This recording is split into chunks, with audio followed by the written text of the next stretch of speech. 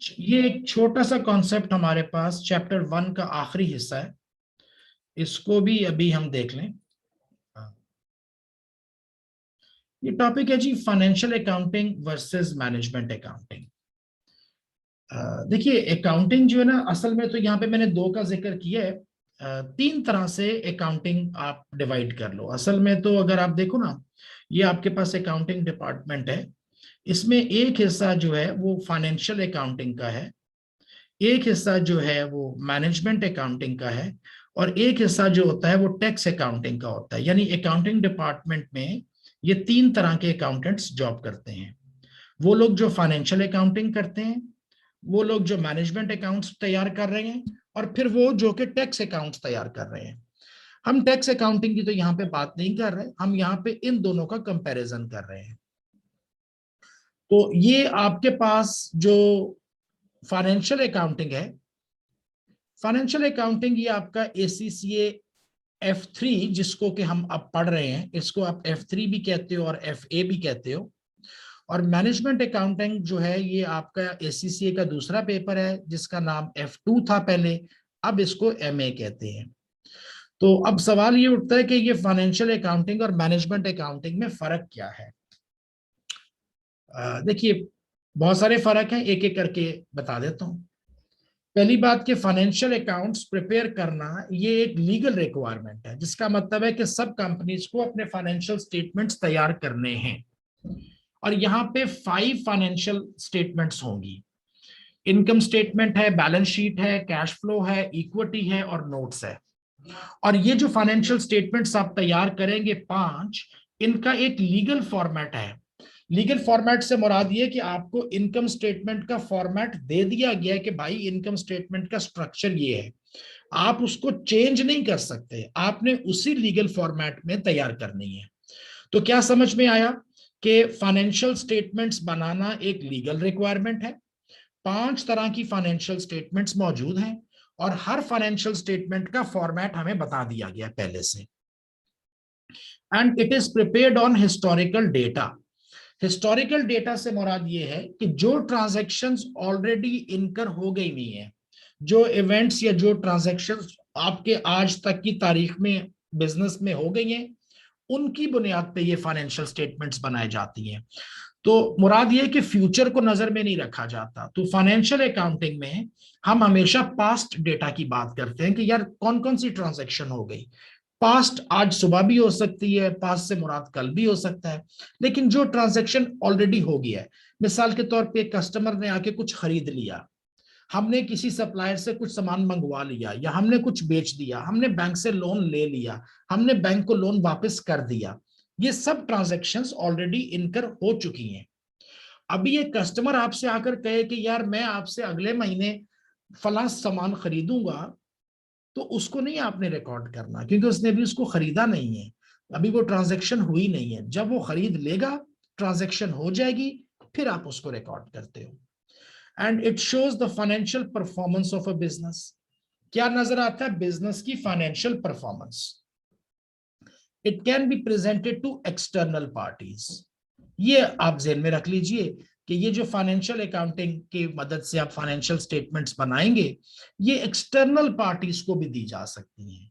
Internal को तो देना ही देना है, एक्सटर्नल यानी सप्लायर्स हैं, बैंकर्स हैं, क्रेडिटर्स हैं, लेंडर्स हैं, सबको, कस्टमर्स हैं, हम इन सबको ये फाइनेंशियल स्टेटमेंट्स शेयर कर सकते हैं। तो यानी इंटरनल और एक्सटर्नल यूज दोनों होंगे। अगर आप मैनेजमेंट अकाउंटिंग की बात करो, तो management accounting is not a legal requirement. यानी मैनेजमेंट अकाउंटिंग डिपार्टमेंट भी अपने मैनेजमेंट रिपोर्ट्स बनाते हैं, जैसे कि आप यहाँ पे फाइनेंशियल रिपोर्ट्स बनाओगे, फाइनेंशियल स्टेटमेंट की मैनेजमेंट अकाउंटेंट भी बनाएंगे, but it's not a legal requirement, यानी आपको कोई मजबूर नहीं करेगा। अच्छा, एनी नंबर ऑफ रिपोर्ट्स, यहां पर तो 5 थी ना, यहां पे एनी नंबर ऑफ रिपोर्ट्स 5 हो सकती है, 6 हो सकती है, 15 हो जाएंगी, या 115 हो जाएंगी, ये आपकी चॉइस है, क्योंकि आपको किसी ने मजबूर तो किया ही नहीं हुआ। अब मैनेजमेंट अकाउंटेंट क्या बनाता है इसको मैं आगे चल के बता दूंगा। Futuristic in nature. आमतौर पे फाइनेंशियल स्टेटमेंट पास्ट डेटा के ऊपर बनाते हो आप, पास्ट डेटा के ऊपर। फाइनेंशियल अकाउंटेंट पीछे देख रहा होता है, मैनेजमेंट अकाउंटेंट आगे देख रहा होता है। मैनेजमेंट अकाउंटेंट फ्यूचर के ऊपर उसकी नजर है, उसकी नजर पास्ट पे नहीं है। हाँ, वो पास्ट का डेटा लेता है। अच्छा, ये भी याद रखना कि फाइनेंशियल अकाउंटेंट जो है वो डेटा को रिकॉर्ड करता है, ट्रांजैक्शन रिकॉर्ड करता है। मैनेजमेंट अकाउंटेंट ट्रांजैक्शन को रिकॉर्ड नहीं करता। मैनेजमेंट अकाउंटेंट यहां से डेटा लेता है जो फाइनेंशियल अकाउंटेंट ने रिकॉर्ड किया, और उसकी बेसिस पे कोई फ्यूचर के लिए फोरकास्ट बनाएगा, कोई बजट बनाएगा, भी आगे चल के बात कर लूंगा। They analyze the present and forecast the future. So management accountant क्या करता है, डेटा लिया फाइनेंशियल अकाउंटेंट से, उस डेटा को अपने प्रेजेंट को एनालाइज किया या अपने फ्यूचर को फोरकास्ट किया। तो जो कुछ हो रहा है बिजनेस में, फाइनेंशियल अकाउंटेंट तो उसको लिखता चला जा रहा है, मैनेजमेंट अकाउंटेंट उस लिखे हुए को लेता है, उस डेटा को पकड़ता है, उस डेटा की बेस पे कंपनी की परफॉर्मेंस को इवैल्यूएट करता है और कंपनी के फ्यूचर को प्रिडिक्ट करता है। And purely for internal purposes. ये कभी भी हम बाहर वालों को नहीं दिखाते, ये हमारे इंटरनल पर्पस के लिए है, हमारे इंटरनल पर्पस के लिए। अब देखो, मेरे पास दो लोग आए, एक का नाम है जी जैन, इसी ग्रुप की बात करता हूं, और एक का नाम है मनीष। जैन आया, जैन ने बोला कि सर मैं आज जॉब शुरू कर रहा हूं, मैं फाइनेंशियल अकाउंटेंट हूं, मुझे बताइए मैंने क्या करना है, मेरी क्या जॉब है, मेरी जॉब डिस्क्रिप्शन क्या है। तो मैं बोलूंगा कि जैन यार आप भाई यहाँ पे बैठ जाओ, कंपनी में जो भी फाइनेंशियल ट्रांजैक्शंस होंगी उनको जल्दी से लिख लेना डेबिट क्रेडिट की फॉर्म में, और महीने के आखिर में तुमने मुझे इनकम स्टेटमेंट और बैलेंस शीट बनाकर देनी है, बस तुम्हारा इतना ही काम है। बोला सर और क्या करना, मैंने कहा और कुछ नहीं करना, जो भी प्रॉफिट हो जाएगा, जितना भी प्रॉफिट हो जाएगा तुमने मुझे बता देना, बस बैलेंस शीट मुझे दिखा देना, इनकम स्टेटमेंट मुझे दिखा देना, तुम्हारा यही काम है। बस सर इतना ही है, मैंने कहा जी इतना ही है। तो बैठ गया जहन। अब मनीष आया, बोला सर मैं मैनेजमेंट अकाउंटेंट हूं, मेरी क्या जॉब है, मैंने क्या करना है। तो मनीष के लिए मेरा जवाब यह है कि Manish please stay with me and help me in doing what ever I do.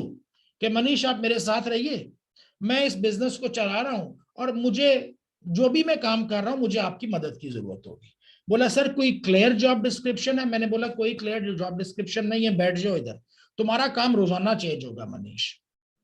क्योंकि एक दिन मनीष से कहूंगा कि मुझे बजट बना के दो, एक दिन कहूंगा मुझे कॉस्ट बना के दो, एक दिन कहूंगा मनीष को कि मनीष ये एक नई प्रोडक्ट बना रहे हैं यार, इसकी प्राइस क्या सेटल करनी चाहिए, यार हम एक कैंपेन स्टार्ट करें, डिस्काउंट कितना देना चाहिए, ये सारे काम मनीष ने करने हैं।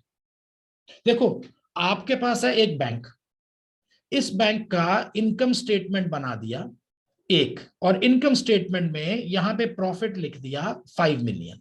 ये प्रॉफिट कैलकुलेट किया फाइनेंशियल अकाउंटेंट ने, उसने सारे रेवेन्यूज और एक्सपेंसेस के लिख दिए और लिखा कि सर ये प्रॉफिट 5 मिलियन है, और रख दिया ये टेबल पर।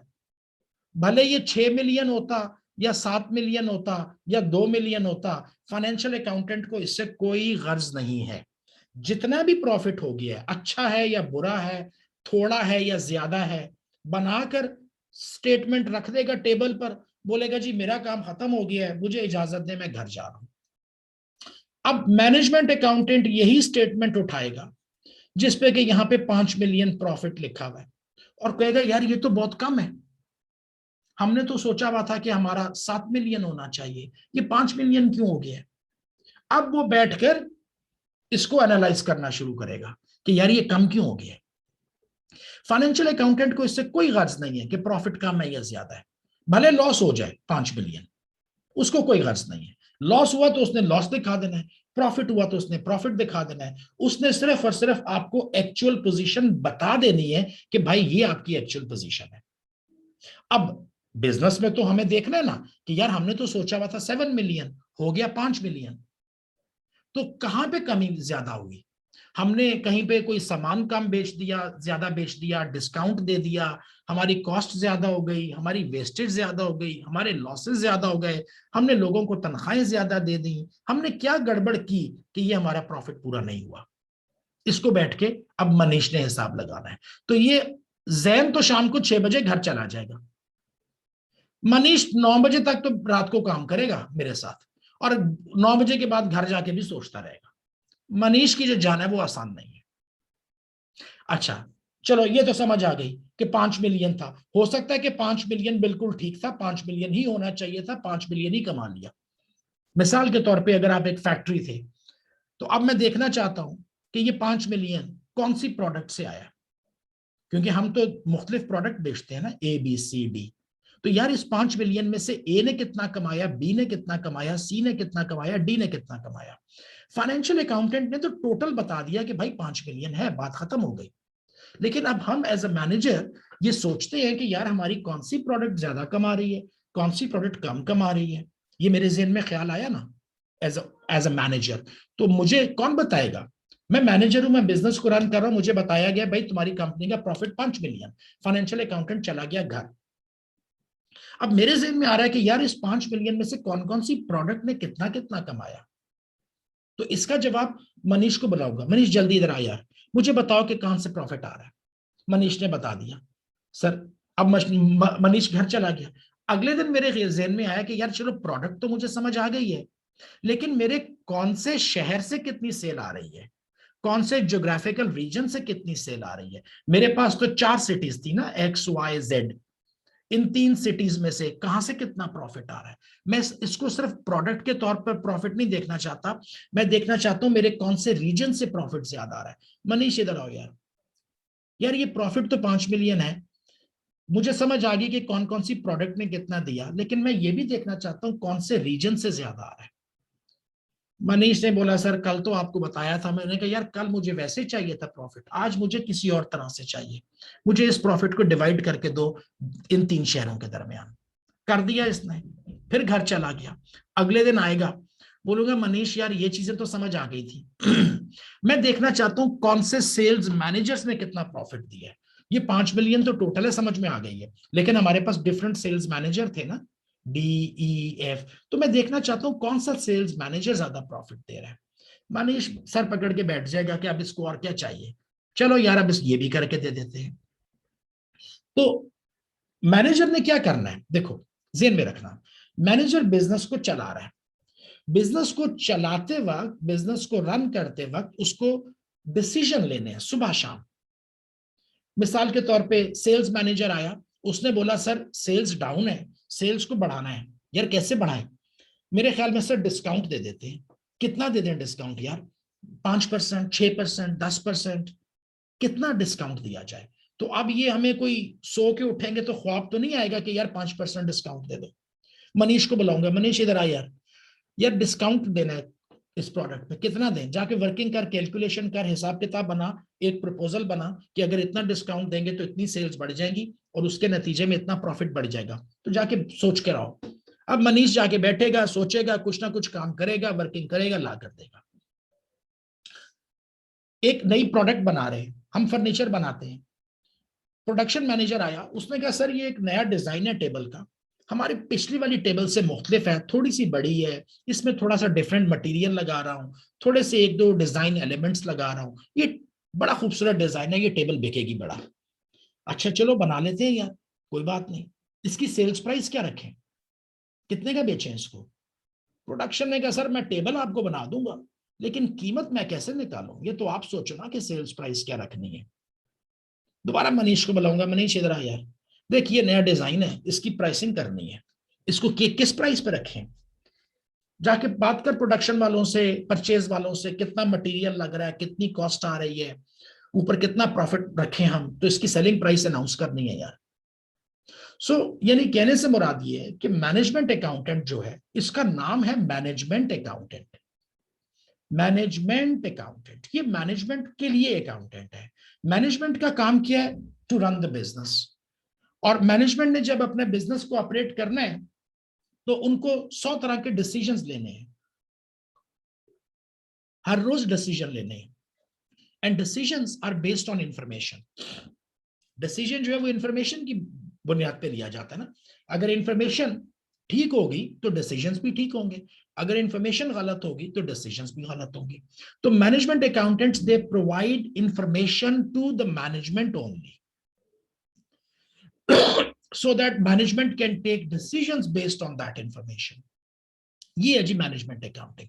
बहुत इंटरेस्टिंग काम है, वेरी वेरी वेरी इंटरेस्टिंग। यानी अगर आप मुझसे पूछें तो मुझे तो यही पसंद है। फाइनेंशियल अकाउंटेंट सिर्फ हिस्टोरिकल डेटा लिखता है, बता देता है। फाइनेंशियल अकाउंटेंट बिजनेस की प्रॉफिटेबिलिटी बढ़ाने में कोई बड़ा रोल अदा नहीं करता। बिजनेस की मैनेजमेंट में और बिजनेस का प्रॉफिट बढ़ाने में रोल मैनेजमेंट अकाउंटेंट प्ले करता है। अब फाइनेंशियल अकाउंटेंट क्या बनाता था जी?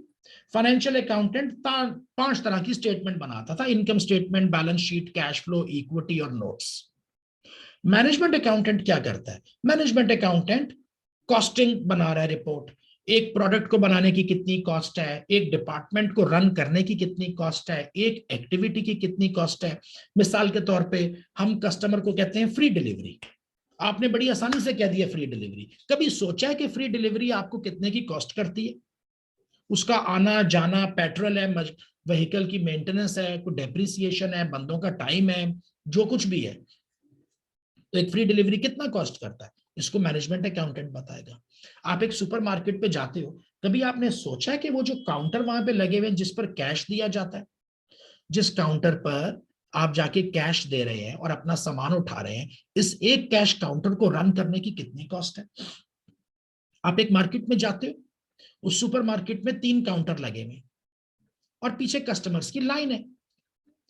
आप कहते हो यार तुमने 3 काउंटर लगा दिए भाई, कस्टमर वेट कर रहा है, 2 काउंटर और लगा देते। आपके लिए तो बहुत आसान है ये कह देना कि 2 काउंटर और लगा देते। कभी आपने सोचा कि ये 2 काउंटर और लगाने के लिए उस बिजनेस की कितनी कॉस्ट है? क्या उसको 2 मजीद काउंटर लगाने चाहिए कि नहीं लगाने चाहिए, कैश काउंटर? तो ये कॉस्टिंग करेगा किसी एक्टिविटी की, किसी प्रोडक्ट की, किसी डिपार्टमेंट की और फिर पूरे बिजनेस की। इसका एक काम तो ये है, कॉस्टिंग। दूसरा ये बजट बनाएगा, अगले सालों का प्लान बनाएगा कि अगले साल में हमें कितनी इनकम होनी चाहिए, कितनी कॉस्ट होनी चाहिए, कितना प्रॉफिट होना चाहिए। बजट का यही मकसद है ना। बजट क्या है कि अगले साल की फोरकास्ट करते हो कि अगले साल में हमारे पास इनकम क्या होगी, एक्सपेंसेस क्या होंगे, प्रॉफिट्स क्या होंगे। तो ये भी मैनेजमेंट अकाउंटेंट करेगा। फिर ये सेल्स फोरकास्ट देगा या और तरह की मुख्तलिफ तरह की फोरकास्ट बनाएगा। प्रॉफिट प्लानिंग करेगा, क्योंकि शेयर होल्डर कहता है कि जी मुझे तो 10 मिलियन का प्रॉफिट चाहिए, तो अब हम क्या करें कि 10 मिलियन का प्रॉफिट हो? इस वक्त तो नजर आ रहा है कि 8 मिलियन बचेगा, लेकिन इस 8 को 10 कैसे करना है, कहां कहां पे कॉस्ट कटिंग की जा सकती है, कहां कहां पर रेवेन्यू बढ़ाया जा सकता है कि किसी तरीके से हम उसको मैनेज करके 10 मिलियन पर ले आए। तो ये परफॉर्मेंस मेजरमेंट करेगा, कौन कौन सा डिपार्टमेंट अपना काम अच्छा कर रहा है, कौन सा डिपार्टमेंट के काम में कुछ कमी है, कहां पे वेस्टेज है, कहां पे इनएफिशिएंसी है, कहां पे लैकिंग है। इस सारे को भी मैनेजमेंट अकाउंटेंट देखेगा। तो इस इज दिस मैनेजमेंट अकाउंटिंग। आपके सिलेबस में एसीसीए में पेपर का नाम है F2, जिसको कि आप MA कहते हो। फिर आपके पास PM है, परफॉर्मेंस मैनेजमेंट। फिर आपके पास APM है, एडवांस परफॉर्मेंस मैनेजमेंट। ये जो सारा कुछ आपको बताया, जो कि बहुत इंटरेस्टिंग एक जॉब है, ये इन 3 पेपर्स में ACCA में कवर होती है। F2, F5 और ये आपका P5, इसको पहले हम कहते थे, जिसको अब MA, PM और APM कहते हैं। ये है जी डिफरेंस। तो मैनेजमेंट अकाउंटेंट की बनाई हुई जो भी प्लानिंग है, जो भी ये काम कर रहा है, अब जाहिर सी बात है ये सारी की सारी बहुत कॉन्फिडेंशियल है। ये सारा कुछ जो हम कर रहे हैं ना, ये बिजनेस के लिए सीक्रेट है, ये बिजनेस बाहर वालों को नहीं बताता, तो लिहाजा ये इंटरनल पर्पस है। कोई नहीं, आप किसी को नहीं बताएंगे कि यार मैंने कॉस्ट कितनी कर रहा हूं, मेरा कल का प्लान क्या है, मेरा अगले साल का बजट क्या है। और कोई आपसे पूछेगा भी नहीं कि भाई अगले साल का बजट क्या है, कोई नहीं पूछेगा आपसे, ना ही आप किसी को बताओगे। ये टोटली इंटरनल इशू है। हाँ, फाइनेंशियल अकाउंटेंट जो है, इनकी बनाई हुई स्टेटमेंट्स हम बाहर वालों को दे देते हैं, क्योंकि ये ऑलरेडी हमारा पास्ट है।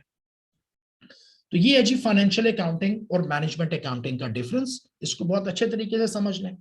आमतौर पे बड़ी एंटिटीज में, बड़ी कंपनीज में ये सेपरेट लोग होते हैं, लेकिन बाज दफा small and mid size companies में एक ही बंदा ये दोनों काम कर रहा होता है, जो कि बहुत अच्छी बात तो नहीं है, लेकिन बहरहाल बहुत दफा देखा गया है कि हम एक फाइनेंशियल अकाउंटेंट रखते हैं, वो एक अकाउंटेंट रखते हैं, वो ये काम भी कर रहा है, ये काम भी कर रहा है। जाहिर सी बात है फिर वो कोई भी काम अच्छे तरीके से नहीं कर पाता, लेकिन छोटी कंपनीज में आमतौर पे एक ही बंदे को दोनों जॉब्स दे दी जाती हैं। लेकिन जैसे जैसे अब कंपनी बड़ी होती जाएगी ये रोल सेपरेट हो जाएंगे, फाइनेंशियल अकाउंटेंट कोई और होगा, मैनेजमेंट अकाउंटेंट कोई और होगा।